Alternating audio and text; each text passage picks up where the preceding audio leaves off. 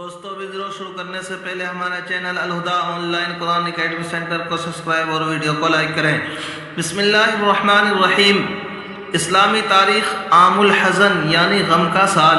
رسول اللہ صلی اللہ علیہ وسلم کی زوجہ محترمہ حضرت خدیجہ رضی اللہ عنہا اور چچا ابو طالب ہر وقت آپ صلی اللہ علیہ وسلم کا ساتھ دیا کرتے تھے۔ ایک مرتبہ ابو طالب بیمار ہو گئے اور انتقال کا وقت قریب آ گیا۔ آپ صلی اللہ علیہ وسلم نے فرمایا، اے چچا، ایک مرتبہ لا الہ الا اللہ کہہ لو تاکہ خدا کے سامنے تمہاری شفاعت کے لیے مجھے دلیل مل جائے۔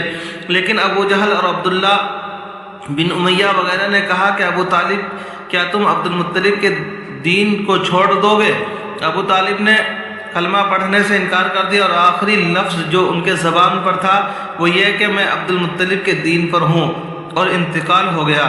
ابھی چچا کے انتقال کا غم ہلکا نہ ہوا تھا کہ اس کے کچھ ہی دنوں کے بعد آپ صلی اللہ علیہ وسلم کی جانثار اور غمخوار بیوی حضرت خدیجۃ الکبریٰ رضی اللہ عنہا بھی اس دنیا سے چل بسی۔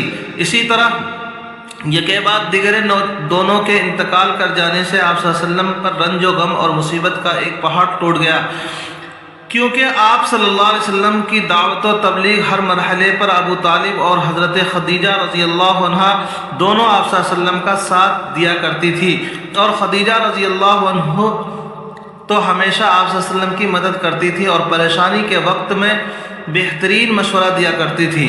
اس لیے دونوں کا ایک سال میں انتقال کر جانا آپ صلی اللہ علیہ وسلم کے لیے بڑا حادثہ تھا۔ اسی وجہ سے آپ صلی اللہ علیہ وسلم نے اس سال کا نام عام الحزن یعنی غم کا سال رکھا۔ اللہ کی قدرت۔ سمندری مچھلی۔ جس طرح اللہ تعالیٰ نے ہمارے لیے زمین پر بے شمار غذائیں پیدا فرمائی، اسی طرح سمندر میں بے شمار مچھلیوں کو ہماری غذا بنا دیا۔ لوگ ہزاروں سال سے سمندری مچھلیوں کا شکار کر کے اپنی غذا حاصل کر رہے ہیں، لیکن آج تک مچھلیاں ختم نہیں ہوئی، اور عجیب بات یہ ہے کہ کھارے اور میٹھے سمندر کی مچھلیوں کے ذائقے میں کوئی خاص فرق نہیں ہوتا ہے۔ بے شک یہ اللہ کی قدرت اور بندوں پر اس کی بڑی عنایت ہے جس نے اس کے لیے مچھلی جیسی اہم غذا کا انتظام فرمایا۔ ایک فرض کے بارے میں سچی گواہی دینا۔ قرآن میں اللہ تعالیٰ فرماتا ہے، اے ایمان والو، انصاف پر قائم رہتے ہوئے اللہ کے لیے گواہی دو، چاہے وہ تمہاری ذات، والدین اور رشتہ داروں کے خلاف ہی کیوں نہ ہو۔ خلاصہ، سچی گواہی دینا اور جھوٹی گواہی دینے سے بچنا ضروری ہے۔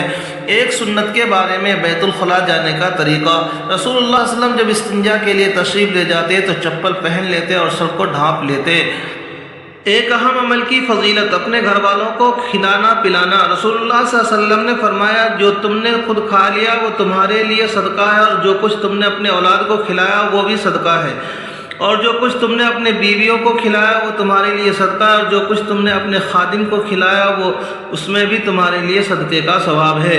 ایک گناہ کے بارے میں، شرک اور قتل کرنا۔ رسول اللہ صلی اللہ علیہ وسلم نے فرمایا، اللہ تعالیٰ ہر گناہ کو معاف کر سکتا ہے مگر اس آدمی کو معاف نہیں کریں گے جو شرک کی حالت میں مر جائے۔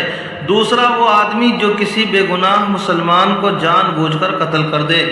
دنیا کے بارے میں، دنیا میں امیدوں کا لمبا ہونا۔ رسول اللہ صلی اللہ علیہ وسلم نے فرمایا، مجھے اپنی امت پر سب سے زیادہ ڈر خواہشات اور امیدوں کے بڑھ جانے کا ہے۔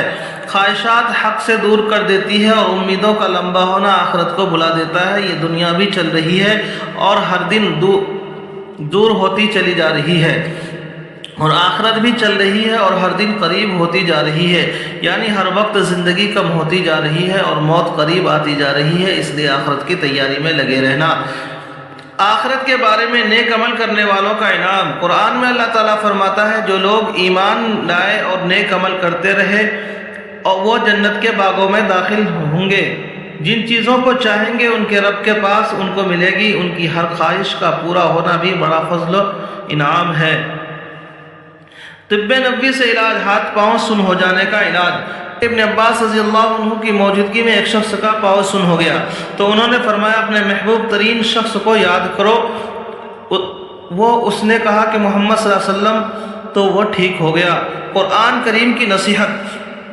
قرآن میں اللہ تعالیٰ فرماتا ہے، اے ایمان والو، اللہ تعالیٰ کے لیے سچائی پر قائم رہنے والے اور انصاف کے ساتھ شہادت دینے والے بن جاؤ، اور کسی قوم کی دشمنی تمہارے اس بات پر آمادہ نہ کرے کہ تم انصاف نہ کرو، بلکہ ہر معاملے میں انصاف کرو، یہ پرہیزگاری کے زمانہ زیادہ قریب ہے، اور اللہ تعالیٰ سے ڈرتے رہو، بے شک جو کچھ تم کرتے ہو اللہ تعالیٰ اس سے باخبر ہے۔ اللہ تبارک تعالیٰ عمل کرنے کی توفیق نصیب فرمائے۔